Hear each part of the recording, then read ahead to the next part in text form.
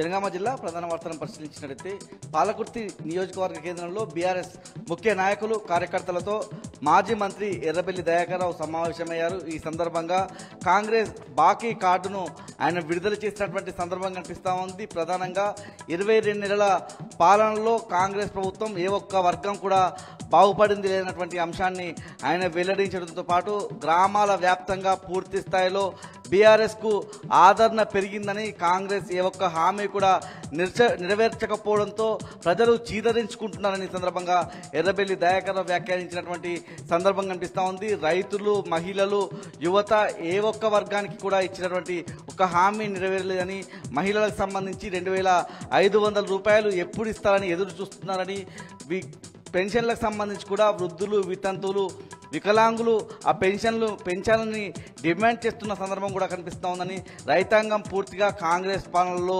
నిర్వీర్యమైపోయిందని, పూర్తిగా ఆత్మహత్యల పాలవుతున్నటువంటి సందర్భం తెలంగాణ వ్యాప్తంగా కనిపిస్తుందని సందర్భంగా ఎర్రబెల్లి దయాకర్రావు కాంగ్రెస్ ప్రభుత్వం మీద ఆగ్రహం వ్యక్తం చేశారు.